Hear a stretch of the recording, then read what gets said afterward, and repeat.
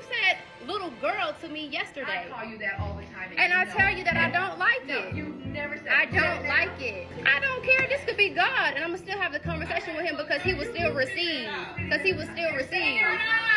And I will get your certification. Okay. Point exactly.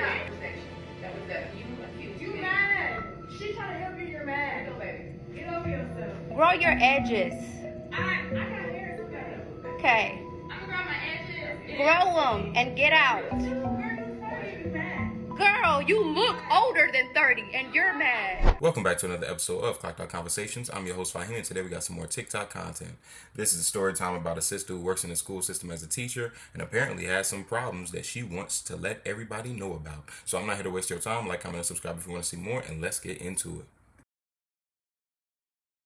I have an agenda of student growth. And all the things you just said for the last 5 minutes had the word I in it. You. When I'm talking about a room full of babies Okay, and that I aren't tried. getting it. So Okay. yes, we are putting support in here for the babies. And you're saying it's the teacher's fault. I'm going to walk away. Were you in because- the meeting?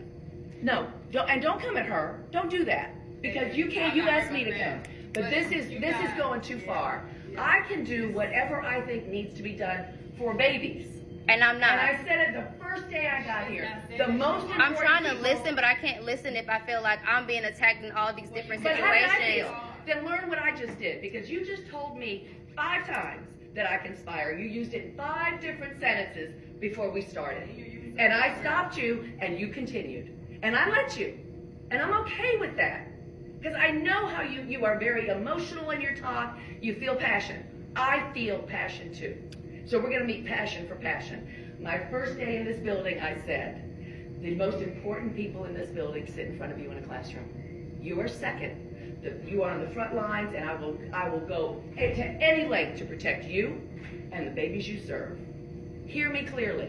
But I will not have you talk to me like that. Period. End of conversation. I will not. Because I I'm was telling not- you, I don't like to hear something about you.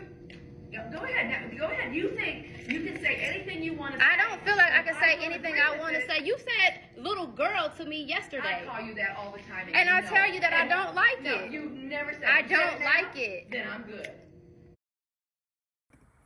Calling somebody a little girl in a work environment? That doesn't sound too professional to me. That doesn't sound too professional to me. Oh, no, no, no. Let's keep going. But you have come to me 100 different times in 100 different ways, and I always listen. I always listen. You don't like when I defend myself. You aren't defending yourself. I am defending You are myself. If I standing have my hands on my for hips, that. You are if I have my defending hands on my hips to that. tell you something, You oh, are you def- have an attitude. You're defending poor data, and you can't defend that. I'm defending who? Poor data. The data speaks.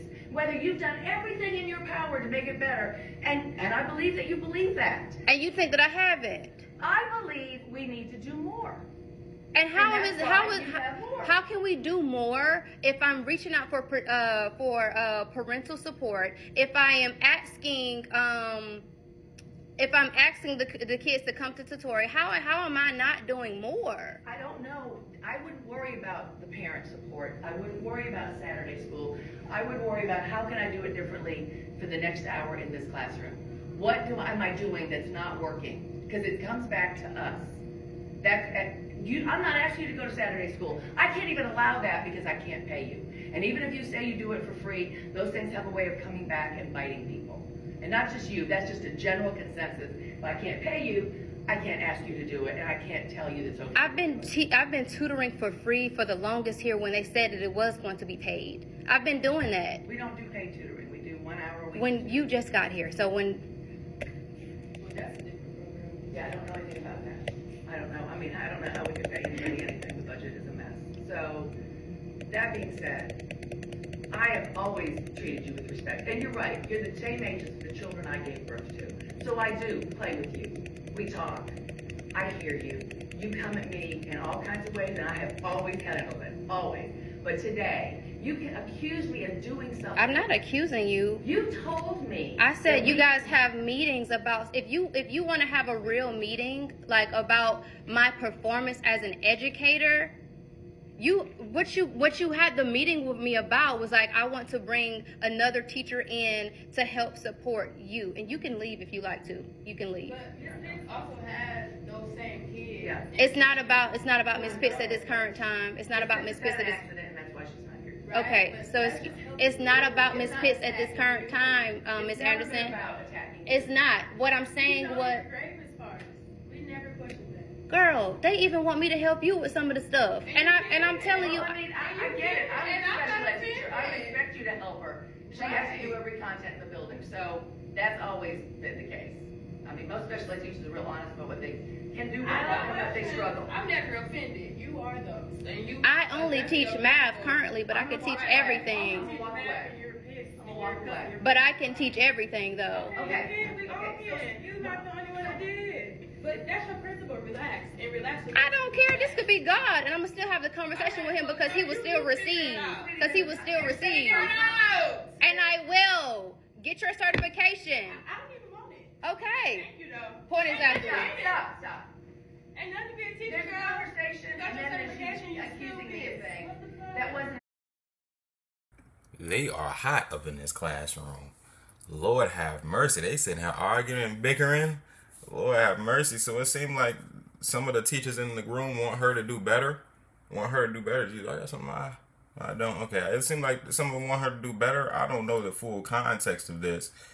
But, it's always a middle ground when it comes to two sides of one story. Let's keep on going.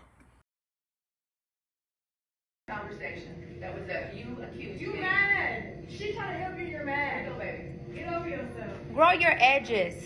I got hair, it's okay. Okay. I'm gonna grow my edges. Grow them and get out. You too, girl, you 40, you mad. Girl, you look older than 30 and you're I mad. never heard that in my life. But you do. You do. Oh, I'm gonna leave you where you at, but you're mad. about something. Leave me where I'm at and eat. I think that's a quite interesting point that you made, considering that their faces weren't being captured, but you can identify what race the two of them were perfectly.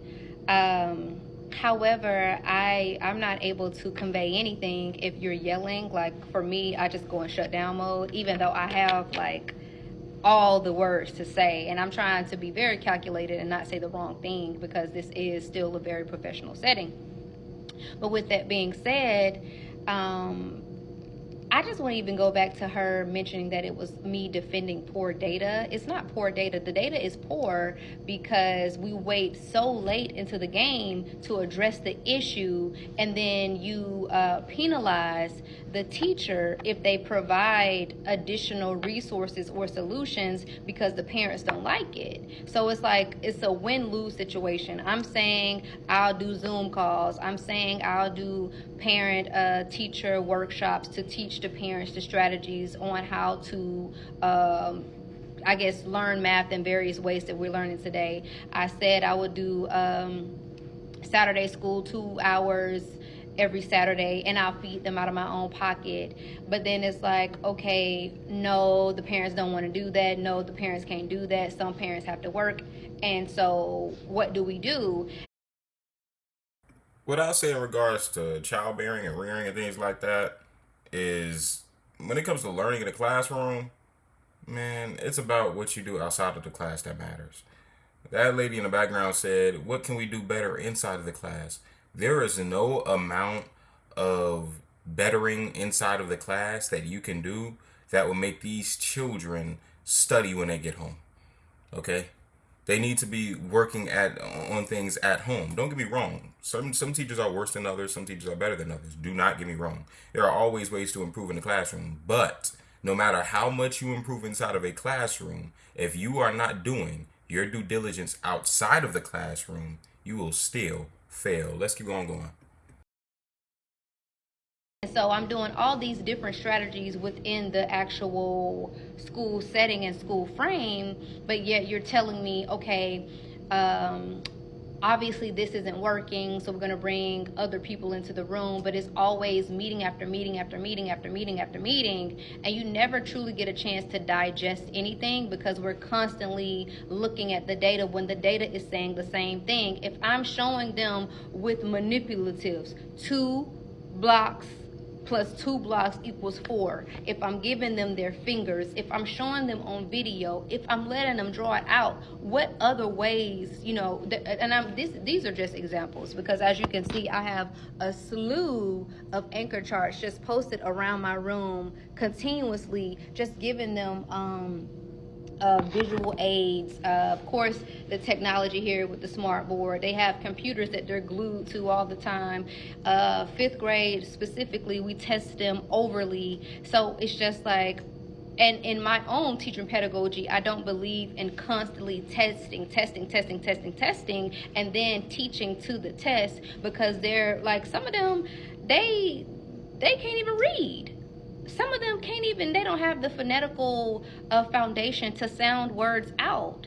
And then you say, okay, well, don't give them spelling words in math, but then they can't recognize it on the test, so that's an issue. And then if they don't have a 504 or any type of accommodation plan, they're screwed. And then so that's one situation. And then the other situation is if we started with volume, then we moved into conversions, and then we moved to what we have here, the powers of 10, and then we moved into partial products and things like that. But their foundation, they don't have one. And specifically, this is a special group of kids because this is the last group of kids that were affected by COVID. However the data looks or whatever. I also want to clarify on my comments I made before. It's clear that she's dealing with children that are younger, at least from what I can tell. And what I will say is, these kids' parents need to do a better job, to be frank. The teacher can try her best. It seems like she's doing everything in her power to make it easier for the children, but if the parents aren't doing their due diligence, it's not going to work. But it's really a shame to be in this position where you have all of these children that are struggling and you're doing your best as a teacher, and yet it seems like you're getting ganged up on by the school, yelling and screaming at you, telling you need to do a better job. It's just a poor situation to be in. Let's keep on going. And so I'm telling them in various meetings, I have administration telling me, well, when I taught 1st grade in 2004 and they had to do the CRCT, 95% of my kids passed the test or whatever because I gave them practice with time. I helped build their stamina. And I'm like, okay, some kids have testing anxiety, and then it amplifies it when they know that it's a time situation. So for me, I've been getting them acclimated to, okay, you have this amount of time per question. If there is 45 questions and 60 minutes, you have, this is a rough estimate, you have 1 minute, 1.5 minutes to answer a question. That's without accommodations. And so it's just, and when I say, let's go back to the 1st grade situation when she said I taught in 2004, though parents, even in today's environment, because I teach at a Title I school, parents still have their hands on their child's neck from birth through, let's say, 2nd grade. That's what it looks like in this particular demographics. And then by the time you get to 3rd grade, now this is not universal, but this is very common. By the time they get to 3rd grade, they're like, oh, I got a big boy or a big girl, and I'm not checking their book bag no more. I can't help you with your homework, and so it's a win-lose situation, and I'm not gonna continue to get beat up on or point the fingers at, like, this is me. Like, this is my 1st year in 5th grade, period. This is my 2nd year at this particular school, and there are more than one way to skin a cat.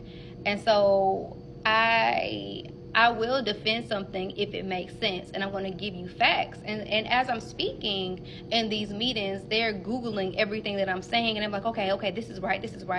So it's like, but then when you go to report whatever happened in said meeting, you say, she didn't want to do anything that we suggested, blah, blah, blah. And I'm like, you're asking me to teach homophones in math And this particular homophone that you're asking me to do is heavily focused on ELA. And yes, we can teach interdisciplinary skills. We have to teach students how to be able to justify their thinking with mathematical language. So of course I want them to be able to say, well, I know however to do something with math language, not just using the orders of operations to calculate naked numbers, if that makes sense. So when all of this goes down, they get upset with me, and then they're saying it's poor data. But how is it poor data if they're performing at this level and then they're testing at this level? But then if you streamline it and look at everybody else's data, they're passing the classes and then they're not passing the test. And it could also be they're just not good test takers. But that's not the case if the whole school is on the, CCRPI, whatever list. It's a failing school. So make it make sense. And then going back to the black lady situation, she came at me and said, oh, you get mad, that's your principal, that's your principal. But regardless of who you are, I should be able to voice my opinion or voice factual context if it makes sense without you yelling or getting offended or feeling like your back is against the wall, because I said my piece and I let it be what it was. And she's like, you can't say we have these conspiring meetings. Yes, you do, because it gets back to me. You sit and talk about the fact that I don't agree with some of the things that y'all say. When I agree with it, I let you know that I agree with it. If I don't agree with it, I let you know that I don't agree with it. Yeah, I hate when people try to use their authoritative position or position of power as reason to keep somebody silent from complaining or giving any kind of constructive criticism. I think that that is bogus. I think that that is wrong. And I actually think that that inhibits, growth and development.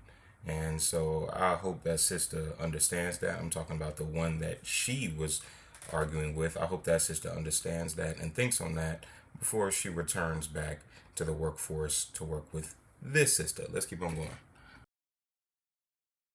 Then so going back to the black young lady, the other one that was in the room, she's like, you're 30 and you got a certification, da da da da. And I'm like, okay, and you don't have one. You don't. And they're asking me to help you and to help other teachers, but then go behind my back and say, we don't like the way she's moving, we don't like the way she does, da da da da. And I wanted to have a meeting where the horse can speak for itself instead of it getting passed around like he say, she said. And then it's like, oh, I didn't say that. So of course I'm going to clap back, because why would I can only take so much, okay? And I take quite a lot in this school building. Yeah, I hate that kind of stuff. This whole talking behind somebody's back, bruh. Everything that you have to say, you should be able to say it to somebody's face, and not in a way that is aggressive, not in a way that would indicate that you want to physically harm them or fight them, not in some egotistical way, but just in a way to where everybody understands there is transparency. Nobody here is saying anything behind anybody's back. It builds trust and it builds comfortability in the work environment. And I think that it is horrible that you have a situation, or she has a situation, where her principal is talking behind her back, yet smiling in her face, telling her she's doing such a wonderful job, when behind the scenes, she's talking to her coworkers about how bad she is as a teacher. I think that that is not right. I don't think that that is good. And again, growth and development needs to occur. Let's keep on going. Is the common sense in the room with us? Because if your intentions are not to, if your intentions are to have a civil conversation, but still just and still advocate for yourself, and you intend for it to go professionally, and you intend for all parties, specifically administration and myself to just be able to have a discourse without the extra antics. It is not to initially record the conversation. However, you start to record the conversation when you see it's going real left, when you get cut off and you know like you can't do it no more. That's when you record the conversation. Now, I don't mind being as honest as I possibly can. I don't. And the other young lady was in there because messages tend to get lost in translation, and I didn't want that to happen no more. I wanted us all to be on the same page because I don't like when people try to pin other people against each other for any reason. I don't like if you have something against my performance, which has never been the case. The kids started out low. Not to say that they can't be growth. There is growth. But you're asking for, and it doesn't have to be the impossible, but it's crunch time now because we got 28 days. Well, they have 28 days until the next MAP exam, and then they got a few more days, I think like 46 until milestones. So it's crunch time. So now everybody feeling the heat. And then they said this year that our TEKS or our performance will be based on the students' test scores. But if you are already dealt with the crappy hand, sometimes you can pull out a magic wand and sometimes you just can't. And overall, it's stressful between the politics, between the conversations that are whispers, okay, but God can see and hear them all, okay, between the whole climate overall of the building is just a mess. And no one wants to give you grace because if you got a bad day and you done dealt with a whole bunch of stuff, don't nobody ask you if you had a bad day. Some days you just speak your piece. And some days you just can't do it no more. So I know this ain't gonna clear it up for some of y'all, and it's gonna go over some of y'all head, but God bless you. So, what do you guys think about this story time? I think that it's wonderful that the sister stood her ground in a very professional and well-meaning manner. I think that it's horrible that she has to put up with the foolishness of that workplace and has to deal with a principal that seems very oppressive and coworkers that seem to want to be on the side of the principal. I think that that is a horrible thing, especially because it seems like she's doing everything in her power to do right by the children. It's really on the children's parents to make sure that they're doing everything they're supposed to be doing at home to where they'll learn and make the school, have better standing. Do you guys agree with me? Do you think that it's the parents' fault, that the parents are to blame, and that the teacher seems to be doing everything in her power to make sure that the children are being done right by? Or do you guys disagree and feel that even though it seems she may be doing everything that she can do a little bit better as far as what she is teaching in the classroom or how things are being taught in the classroom for the growth and development of the children? Thank you for tuning in. This is Clocked Out Conversation. Like, comment, and subscribe if you want to see more, and I will see you in the next one. Peace.